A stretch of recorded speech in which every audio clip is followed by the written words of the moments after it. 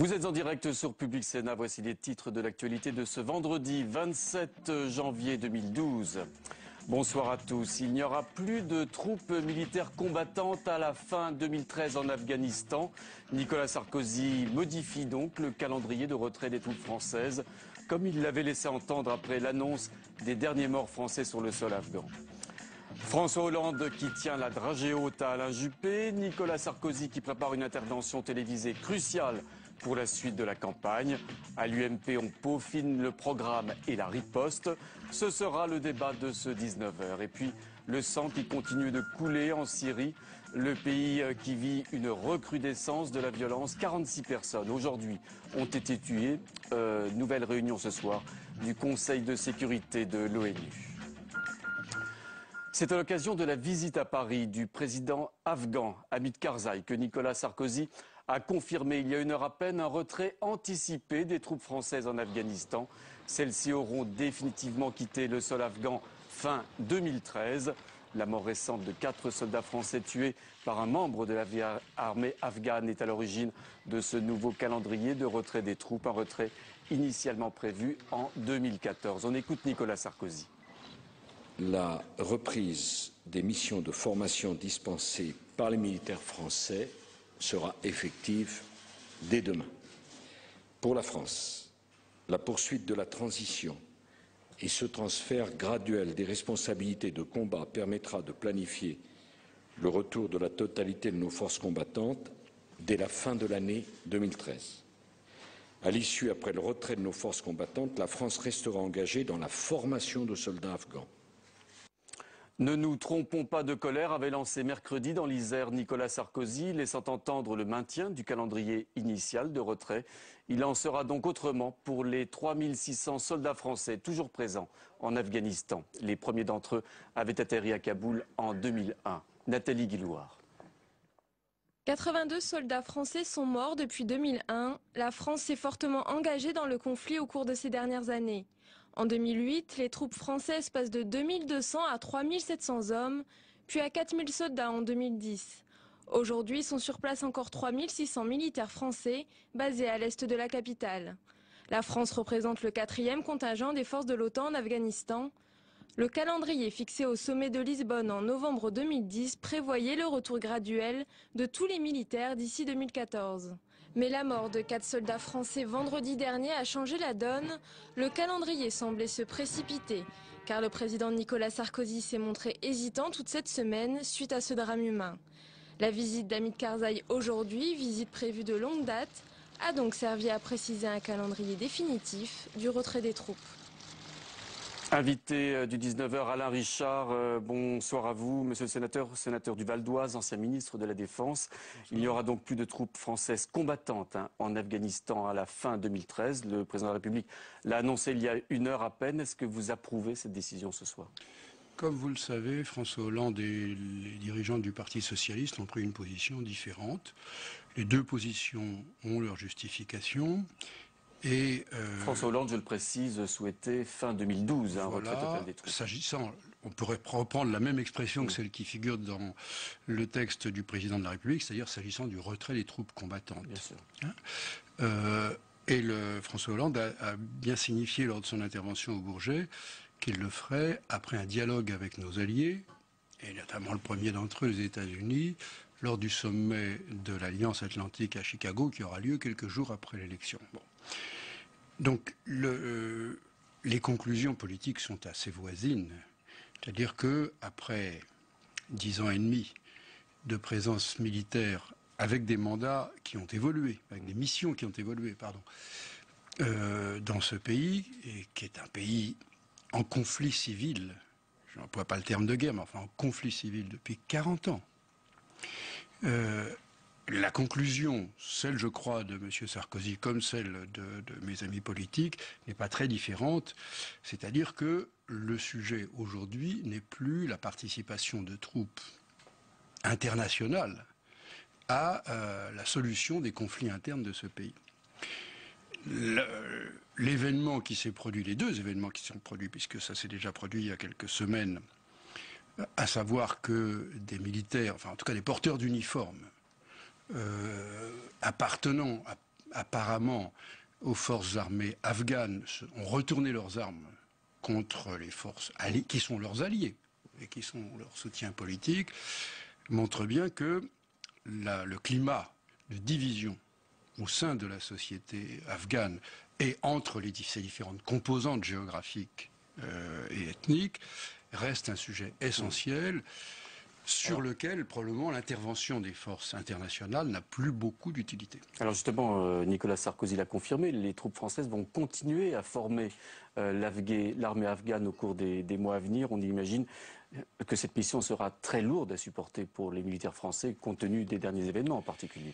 Oui, on peut toujours accentuer le niveau de sécurisation d'une force armée qui remplit ce type de mission, en arrivant d'ailleurs, en parvenant à des situations de repli, voire d'enfermement, que nous avons eu souvent l'occasion de critiquer, s'agissant de nos alliés américains, qui eux avaient, depuis longtemps et sur différents théâtres, pris cette option de la protection maximum de leurs forces, et donc qui perdaient, et moi j'ai entendu de multiples reprises depuis 10 ans, l'expression plutôt satisfaite des militaires français en disant nous on va au contact, nous on se déplace non armés ou légèrement armés pour aller dans les il y avait cette confiance qui existait, etc. Bon. Ouais. Donc si on choisit ce que je ne désapprouverai pas bien sûr, l'idée de la protection maximum des forces, on peut malgré tout conduire des missions de formation de l'armée afghane. Simplement, il faut quand même faire le diagnostic des raisons pour lesquelles ces forces armées se structurent difficilement et de façon, je dirais, un peu mouvante. C'est-à-dire que c'était l'un des chapitres des entretiens avec le président Karzai. Les taux de désertion, 20%, parfois plus, constants au cours des 4 ou 5 dernières années, depuis qu'on s'est engagé dans cette mission de structuration cette mission partagée avec d'autres d'ailleurs, de structuration des forces. Je ne porte pas de jugement, je ne fais pas de critique, c'est trop facile dans un fauteuil, en disant c'est de la faute de X ou Y. C'est la société afghane et la configuration politique et militaire afghane, qui est quand même un lieu de confrontation de milices depuis 3 générations. Donc là, les troupes françaises vont se retirer. Est-ce que vous pensez que ce retrait anticipé des troupes françaises peut se passer dans de bonnes conditions de sécurité pour nos soldats là-bas? C'est jamais facile. Et donc, la question se pose en facteur commun, que l'on choisisse la date exprimée devant l'opinion démocratique par François Hollande, que je préfère évidemment, ou qu'on prenne la date recommandée par le président de la République. C'est une opération lourde, vu le contexte. Tout ça est entouré de montagnes. Donc vous ne partez pas au volant. Et avec des difficultés politiques et sécuritaires de sortie vers certaines frontières. Donc, le défi, c'est de faire ça en coopération avec d'autres alliés, notamment le principal d'entre eux, celui qui a le plus de force, qui est le plus en mesure d'assurer la sécurisation de zones finales le plus longtemps. Et donc, c'est une des raisons pour lesquelles François Hollande a employé cette expression, on en parlera à Chicago. Alors, quand vous savez comment fonctionne un sommet de chefs d'État de l'Alliance, c'est quand même pas là qu'on discute des horaires, des mouvements logistiques. Mais ce que je veux dire, c'est qu'il faut qu'il y ait un accord politique. Et même si, j'anticipe votre question, même si les États-Unis ne sont pas forcément enchantés, comme Mme Clinton l'a laissé apparaître, elle a déjà laissé entendre, d'un retrait plus précoce des forces françaises, parce que le pouvoir politique légitime l'aurait décidé, vous ne faites pas la croix sur un allié comme la France, même si vous avez des accords momentanés. Et on a quand même des arguments, parce que combien de nos alliés importants ont déjà, en discutant avec les États-Unis, conclu un accord pour se désengager plus tôt. Merci beaucoup Alain Richard de vos éclairages sur ce dossier qui évolue. Le dossier du retrait des troupes françaises, on l'a vu, n'est pas le seul à opposer Nicolas Sarkozy au candidat socialiste François Hollande. L'art et la manière, par exemple, de relancer la croissance, tout en corsetant les déficits publics, sont désormais au centre de la campagne présidentielle. L'intervention télévisée de dimanche soir s'annonce comme cruciale pour Nicolas Sarkozy qui, comme François Hollande hier, pourrait bien jouer carte sur table. Mounir Soussi. Nicolas Sarkozy aura 1 heure pour convaincre les Français, mais aussi sa majorité. Après avoir consulté les partenaires sociaux la semaine dernière, le président va expliquer et détailler les mesures qu'il souhaite prendre pour la fin de son quinquennat. Il devra défendre sa mesure phare, la TVA sociale, antidélocalisation ou emploi selon les appellations, décriée par l'opposition, les syndicats et dans son propre camp. Nicolas Sarkozy pourrait aller plus loin en annonçant une hausse de la CSG, des réformes qui, selon lui, devraient faire baisser le coût du travail. L'emploi, un thème dominant ce début d'année, sera à l'ordre du jour. Les chiffres ne plaident pas en faveur du gouvernement. Le taux de chômage atteint 9,3% de la population active, un résultat jamais vu depuis 1999. La question des 35 heures sera aussi sur la table. Le président souhaite leur assouplissement pour dynamiser la flexibilité et la compétitivité des entreprises. Nicolas Sarkozy sera aussi attendu sur son idée de taxe sur les transactions financières. Londres y est hostile et Berlin se tâte. Une question reste en suspens. La France pourra-t-elle appliquer seule cette taxe Tobin ? Enfin, à 3 mois de l'élection présidentielle, le président sortant n'échappera pas à un bilan de son action au cours de ces 5 dernières années. Alors bien sûr, émission spéciale dimanche à partir de 20h sur les chaînes parlementaires au cours de laquelle vous pourrez suivre l'intégralité de l'intervention présidentielle. De la même manière, demain samedi à partir de 14h45, retransmission du Conseil national de l'UMP qui, sans surprise, devrait approuver le projet du parti majoritaire pour 2012. Un projet déjà approuvé à plus de 96% par les militants. Un bémol, cependant, seuls 33% des adhérents de l'UMP se sont prononcés sur un texte qui prévoit la fin des 35 heures, la TVA sociale ou encore la mise en place d'un code pénal pour les mineurs. C'est donc bien une campagne projet contre projet qui se dessine à moins de 3 mois maintenant du premier tour du scrutin. Si l'on attend celui du président candidat, la stratégie très chiffrée et très détaillée hier par François Hollande continue de susciter de nombreux commentaires. Si à droite, les critiques sont sans surprise, dans le camp de la gauche, en revanche, c'est parfois, vous allez le voir, la soupe à la grimace. Fabrice Cunet. Dans le camp de Jean-Luc Mélenchon, c'est la déception au lendemain de la présentation du projet de François Hollande. Si quelques points sont jugés positifs, le candidat socialiste est accusé de vouloir mener une politique d'austérité. L'espoir né du discours très à gauche de dimanche dernier au Bourget est passé. C'était un peu de musique, on attendait les paroles. Et hier, les paroles sont venues. Et là, l'atterrissage est assez brutal. C'est-à-dire que François Hollande au Bourget n'avait pas parlé de la question de la dette et des déficits. Et là, cette question est revenue au centre de son discours. Et à partir du moment où vous mettez cette question au centre de votre discours, eh bien, vous êtes obligé, malheureusement, de parler de politique de rigueur. Du côté des soutiens d'Eva Joly, on parle d'un bon vieux projet socialiste. Une présentation sans surprise donc, et où l'écologie a peu de place. Les Verts ne sont d'accord ni sur le diagnostic, ni sur les principales solutions. Mais pas de quoi remettre en question les négociations attendues entre les 2 tours de la présidentielle. Non, je ne crois pas qu'il y ait un fossé, c'est-à-dire que chacun est plutôt en train de tracer son sillon. Donc vraiment d'insister sur les éléments qui lui paraissent les plus fondamentaux. Et quelque part, ce n'est pas des choses contradictoires. C'est-à-dire que le programme de François Hollande est globalement compatible avec l'accord passé. De la même façon que le programme de Eva Joly est compatible. Simplement, évidemment, chacun essaye de mobiliser son propre électorat en insistant surtout sur ce qui fait sa spécificité. François Hollande refuse toujours de débattre avec ses probables partenaires de gauche. En revanche, il pourrait faire un discours spécifique sur les questions écologiques. Le candidat socialiste souffle le chaud et le froid à 3 mois de l'élection. Stéphane Rosès nous a rejoint sur le plateau de Public Sénat. Bonsoir Stéphane. Bonsoir. Quelle semaine pour François Hollande. Une semaine qui a commencé dimanche au Bourget avec le discours qui a fait date et achevé hier soir avec ce débat où le candidat socialiste a fait jeu égal quasiment avec le ministre des Affaires étrangères, Alain Juppé. Une semaine qui marque la campagne du candidat socialiste. Il s'est vraiment passé quelque chose pour lui cette semaine.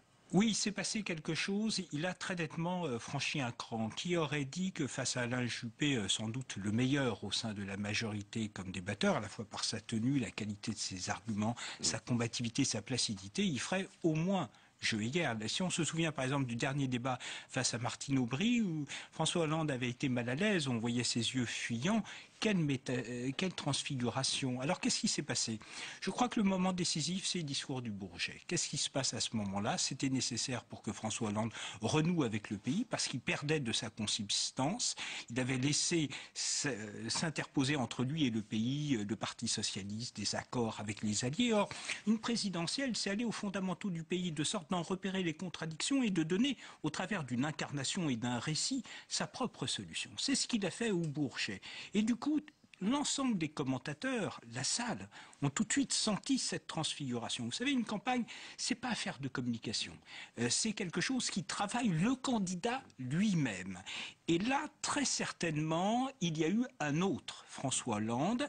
Ce n'est plus seulement le candidat normal, c'est celui qui est porté par quelque chose, de sorte qu'il y a une cohérence entre son moi, qu'il a affirmé pour une première fois, et puis son projet, son programme, et ça fait bouger l'ensemble de l'imaginaire de la campagne. Ça met en difficulté Nicolas Sarkozy, ça l'oblige maintenant à sortir du bois, parce qu'il a pointé que le problème du bilan, c'était pas seulement le contenu, c'était la façon d'être et de faire de Nicolas Sarkozy. Alors on a vu la riposte, elle s'est esquissée dès hier soir dans la bouche d'Alain Juppé, qui a mis en garde François Hollande contre toute tentation d'arrogance, un thème qui a été repris aujourd'hui à l'envi par Claude Guéant par exemple, ou encore Jean-François Copé. C'est un bon argument pour attaquer un candidat ? C'est surtout pour celui-là un très mauvais argument. Ça montre un désarroi total car les Français n'ont absolument pas l'impression que François Hollande est arrogant. D'un certain point de vue, s'il avait eu une faiblesse avant le Bourget, c'était plutôt une forme de sans cesse être médiateur, avoir une difficulté à prendre des décisions. Donc ça montre effectivement un désarroi. En fait, la droite attend son champion. Il faut se dépêcher, d'où les interrogations sur la question de son mea culpa, parce que sinon il y a un vrai risque, c'est que l'électorat de droite quitte Nicolas Sarkozy et tant qu'à faire aille sur un autre candidat, par exemple François Bayrou, qui lui au moins semble porter une certaine idée qu'on se fait de l'homme politique quant à sa verticalité, son rapport direct avec le pays. Et vous pensez bien sûr à François Bayrou. Merci Stéphane Rosès. Alors nous avons posé la question à nos amis internautes de notre partenaire, le nouvelobs.com. François Bayrou est-il une menace ou peut-il devenir une menace pour François Hollande? Eh bien, vous êtes une forte majorité, 68% à répondre non à cette question. Merci Stéphane, on vous retrouve la semaine prochaine. On s'est bousculé toute cette journée à Yssingeaux, dans la Haute-Loire, cette commune où se trouve, vous le savez, le dernier atelier de lingerie française. Il a reçu la visite de Laurent Wauquiez, puis dans l'après-midi d'Arnaud Montebourg. Le ministre de l'Enseignement supérieur comme l'émissaire de François Hollande espèrent tous deux gagner la bataille de la reprise de la société Le Jabi. Pour l'heure, rien n'est fait, même si Laurent Wauquiez, devant les 93 salariés d'entreprise, a évoqué 3 contacts jugés très sérieux avec des repreneurs. J'accueille tout de suite nos invités sur ce plateau. Bernard Debré, merci beaucoup d'être avec nous. Bonsoir. Député UMP de Paris. À vos côtés, Bruno Julliard, adjoint au maire de Paris, secrétaire national du Parti socialiste. Stéphane Rosès vient nous dresser le panorama de cette semaine, une semaine qui va s'achever par l'intervention télévisée très attendue du président de la République dimanche. Bernard Debré, qu'attendez-vous de cette prestation présidentielle crucial pour cette campagne? Est-ce que Nicolas Sarkozy doit abattre ses 4 cartes à cette occasion? Je pense que c'est très attendu. Alors d'abord, je voudrais revenir sur ce qu'on a dit tout à l'heure sur l'arrogance.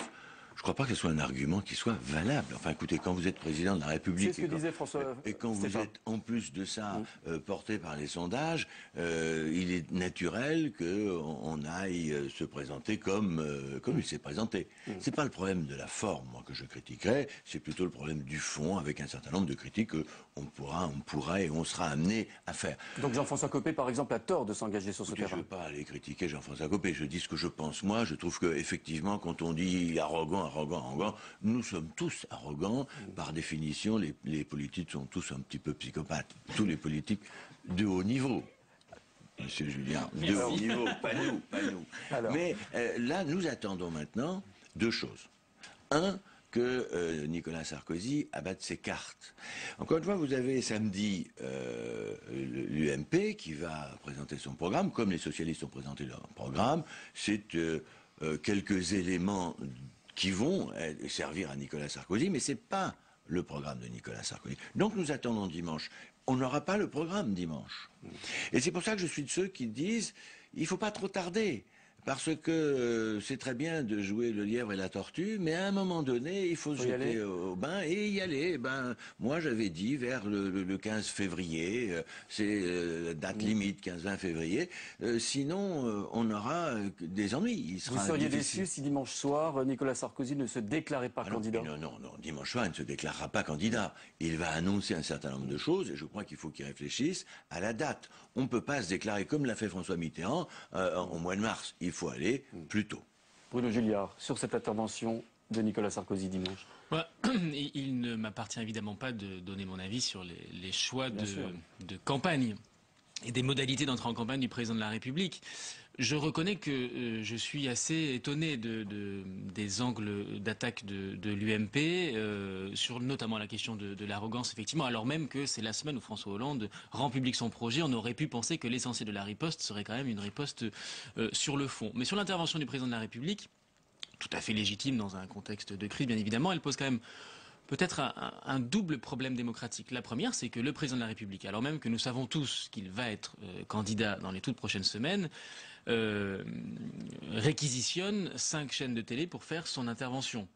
5 chaînes de télé, alors que nous savons qu'il va être candidat, mais qui ne déclarera pas sa candidature, ce qui pose tout de même un léger problème d'inéquité entre les candidats. Alors hier, dans l'hémicycle du Sénat, Frédéric Mitterrand rappelait la primaire socialiste également, qui avait rempli les écrans de télévision. Je crois que c'est pas l'argument, Bruno Julliard. L'argument, le président de la République va s'exprimer en tant que président de la République et il va s'exprimer sur la crise. Le second problème, si vous me permettez, Bernard Debré, c'est que il y a donc bien réquisition par le président de la République de 5 chaînes de télé. C'est-à-dire que c'est pas tout à fait la même organisation que la primaire. Pas tout à fait le mot réquisition. Personne n'empêchait l'UMP d'organiser des primaires. Mais le second, c'est qu'on voit bien que la stratégie va être un peu une stratégie du tout pour le tout, y compris sur le fond, et c'est très bien, le débat doit avoir lieu sur le fond et sur les propositions. Je trouve tout de même étonnant qu'un débat aussi important que la TVA sociale, qui, si je comprends bien, sera un élément important de l'intervention du président de la République dimanche, je trouve assez étonnant qu'à quelques semaines d'un choix démocratique majeur pour notre pays, qui doit acter des principales orientations économiques, budgétaires, sociales de notre pays, je trouverais assez étonnant qu'un choix précipité uniquement pour des raisons électoralistes soit fait alors qu'il appartient au peuple de décider par leur bulletin de vote, plutôt que le problème essentiel. Un va-tout électoral. Vous parlez là de la légitimité d'un président de la République et d'un Parlement. Que je sache, nous sommes en République. Et la légitimité du président de la République, c'est jusqu'au bout de son mandat. Vous ne voudriez pas quand même que, parce que vous le décidez, vous, opposition, 1 an avant les élections, il n'a plus de légitimité et il arrête. Je ne me souviens pas que le président de la République ait été largement conforté par les derniers scrutins et par la... Donc vous mettez en cause sa légitimité. Non, je dis simplement que sur un débat aussi important, alors que nous sommes à la veille d'une échéance fondamentale, je préfère que ce débat est légitime. Je dis simplement que les Français aujourd'hui sont les plus à même de trancher ce type de débat. C'est la stratégie électorale du président. Je suis par ailleurs pas certain qu'elle soit payante pour lui-même. Cette stratégie socialiste qui dit « je vous conteste le droit de prendre des décisions, fussent-elles importantes », il y a l'Afghanistan, il ne peut pas s'arrêter. Il y a des négociations avec l'Europe, il ne va pas s'arrêter en disant « vous savez très bien que ça n'a rien à voir. Je comprends tout à fait. Si, les négociations avec Angela Merkel, quand je lis le programme de François Hollande, il va renégocier. Donc il faudrait que Nicolas Sarkozy s'arrête de négocier aujourd'hui. C'est absurde. Le président de la République a reçu les partenaires sociaux dans un simulacre de concertation. La totalité des partenaires sociaux sont opposés à cette proposition de TVA sociale. Nous voyons bien qu'il ne s'agit là que d'une manipulation électoraliste. Je conteste simplement le caractère réellement démocratique de la stratégie. Parce que dans mon propre parti, en France d'ailleurs aussi, on nous dit « Ouh, TVA sociale, c'est extrêmement dangereux, les Français seront contre ». Alors, c'est du suicide. Comme je ne crois pas que ce soit du suicide, je pense que c'est nécessaire. Je vous laisse la paternité de... Non, mais je dis simplement, c'est nécessaire. Il faut savoir gouverner la France, même si c'est pas très populaire. C'est ça la grandeur d'un président de la République. Alors, messieurs, tout à l'heure, Stéphane Rosès nous parlait de l'homme François Hollande. Est-ce que vous pensez qu'à l'occasion de cette intervention télévisée, Nicolas Sarkozy doit également faire une sorte de mea culpa sur ses possibles erreurs en début de quinquennat en particulier? Ça dépend de lui. Je trouve il a fait quelques confidences à des journalistes en Guyane. On a besoin de savoir quel est le programme. Est-ce qu'on a besoin de revenir sur les avatars des premières semaines ou premiers mois, évidemment qui ont choqué certains, même moi aussi. Voilà, nouveau président, souvenez-vous de Giscard, souvenez-vous de Mitterrand. C'était, j'imagine, psychologiquement quelque chose d'assez extraordinaire de devenir président de la République, surtout comme François Mitterrand, on l'a attendu aussi longtemps. Alors, regardons devant nous et regardons quelles seront les orientations, les axes du programme de Nicolas Sarkozy. C'est ça qui est important, programme contre programme. Et j'ai trouvé hier, si vous me permettez, un petit peu ridicule, pas du tout François Hollande. Les intervieweurs qui parlaient, il est gros, il est maigre, il a grossi, il a maigri, c'est pas ça notre problème. Bruno Julliard, est-ce que vous pensez qu'aujourd'hui, François Hollande est un candidat qui est toujours un candidat normal ? Oui, c'est un candidat normal parce que c'est un homme, comme tout le monde, un homme normal qui souhaite apaiser les conditions d'exercice de la présidence de la République. Mais honnêtement, le cœur du débat n'est pas là. Et je rejoins ce que vient de dire Bernard Debré. On a besoin, la situation de notre pays est suffisamment grave pour que le débat se concentre sur des éléments de fond. Donc tous les débats sur l'arrogance des uns ou des autres, le nécessaire mea culpa ou pas des uns et des autres, m'apparaît pas être la priorité. Simplement, il faut reconnaître qu'il y a, de manière assez irrationnelle d'ailleurs, hein, je serai le premier à le dire, il faut reconnaître qu'il y a aujourd'hui une focalisation sur la personnalité du président de la République, avec, pour un certain nombre de nos compatriotes, manifestement un rejet. Il ne faut pas que le débat politique soit limité à cela. Et c'est ce que j'ai apprécié dans l'intervention de François Hollande, qu'il ne souhaite pas que sa campagne soit marquée du sceau de l'antisarkozisme, mais plutôt de l'espérance à apporter aux Français. Un mot, Stéphane Rosel, je vous vois au pied du chef. Non, enfin, je tiquais à l'expression de M. Julliard sur de façon irrationnelle. Je ne crois pas que ça soit irrationnel. Plus la crise économique et sociale est importante, plus, notamment les plus défavorisés, voient dans la figure du président de la République ce qui tient ensemble une société et signent leur place. Il n'y a pas d'irrationalité, c'est lié au cours de l'histoire que nous connaissons aujourd'hui. Merci beaucoup, messieurs, de votre présence ce soir sur le plateau de Public Sénat. Un maire qui crie à la manipulation, un juge accusé de jouer un jeu trouble. La vidéo réalisée à l'insu du sénateur maire socialiste de Clamart, Philippe Kaltenbach, qui est largement diffusée sur Internet, a fait sortir de ses gonds le principal intéressé, soupçonné de corruption. Il a réuni la presse ce matin pour s'en expliquer. Cécile Sixou. Sur ces images, curieusement diffusées sur Internet 3 ans après avoir été tournées, le sénateur maire de Clamart, Philippe Kaltenbach. Il est en pleine discussion avec son ex-adjoint qui le filme en cachette. Ce dernier lui remet 1 000 € en liquide.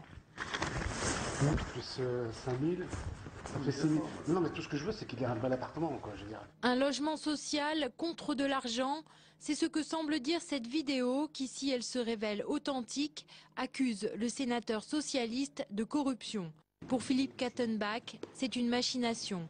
Les images sont truquées. Je dois dire qu'il s'agit bien sûr d'une mise en scène grossière, qu'il est faux de dire ou de penser qu'on peut avoir des logements à Clamart en échange d'argent. Au printemps dernier pourtant, le juge Corroy a ouvert une enquête pour corruption contre Philippe Kaltenbach. Il a été dénoncé par le maire UMP de la ville voisine, Philippe Pelmezec, qui entretient des relations conflictuelles avec lui. Philippe Kaltenbach condamne le rôle trouble joué par le juge Corroy. Il dénonce également une manipulation de son adversaire politique et de la droite dans les Hauts-de-Seine.